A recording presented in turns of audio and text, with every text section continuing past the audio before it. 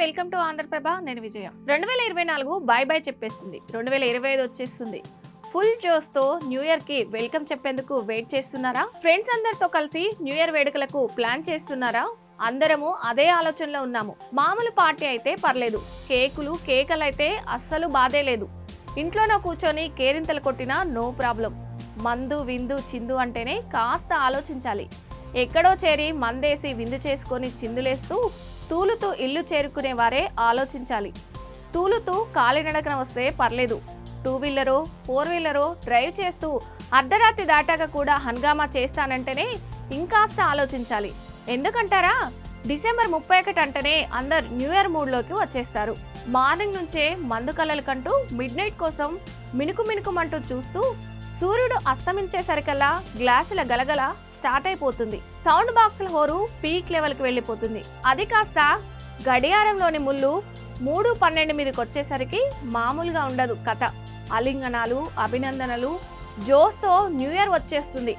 చిందేసి borrow పబ్బో వదిలి road మీద పడతారు కొంతమంది.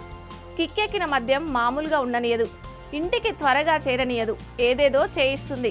ఈ మధ్య క్లబ్బుల్లో, పబ్బుల్లో, బార్లలో, ప్రైవేట్ పార్టీలలో డ్రగ్స్ కూడా వీరవిహారం చేస్తున్నాయని వార్తలు వస్తున్నాయి. మధ్యరాత్రి మద్యం, డ్రగ్స్ మత్తుతో రోడ్డు మీదకి వచ్చిన వారి కోసం పోలీసులు సిద్ధంగా ఉండబోతున్నారట. వారిని తీసుకెళ్లి ఆ రాత్రంతా పోలీస్ స్టేషన్లలో పోలీసుల స్టైల్లో ఆతిథ్యం ఇచ్చి వీలైతే చలానాలు వడ్డించి మరీ పంపించనున్నారట. ఏముందిలే, ఎప్పుడు ఉండే నిబంధనలేగా, ఎవడు చూస్తాడనుకోవద్దు. పోలీసులు చాలా స్ట్రిక్ట్గా డ్రంక్ అండ్ డ్రైవ్ నిర్వహించబోతున్నారంట. అంతేకాదు, డ్రగ్స్ అండ్ డ్రైవ్లు కూడా నిర్వహించబోతున్నారట. డ్రగ్స్ అమ్మే వారిపై కూడా పోలీసులు డ్రగ్స్ షీట్ బుక్ చేయబోతున్నారంట. అలాగే అర్ధరాత్రి 12 తర్వాత డీజేలు, పటాకులు కాల్చడం వంటివి అస్సలు ఉపేక్షించేది లేదంటున్నారు పోలీసులు. క్లబ్బులు, పబ్బులు, బార్లలో మైనర్లకు నో ఎంట్రీ ఖచ్చితంగా అమలు చేయకపోతే సదరు నిర్వాహకులు భారీ మూల్యం చెల్లించక తప్పదని హెచ్చరిస్తున్నారు పోలీసులు.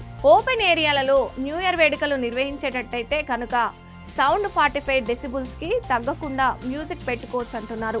ఇక డ్రంక్ అండ్ డ్రైవ్ లో పట్టుబడ్డారా 10,000 ఫైన్, 6 నెలల జైలు శిక్ష కూడా విధించేలా చర్యలు చేపట్టబోతున్నారట. హ్యాపీగా new year first day calendar లో డేట్ మన ఇంట్లో చూసుకోకుండా పోలీస్ స్టేషన్ లో చూడడం, పోలీసుల చేతిలో సన్మానాలు పొందడం, భారీగా ఫైన్లు కట్టడం, కర్మ కాలితే 6 నెలలు జైల్లో గడపడం అవసరమా చెప్పండి?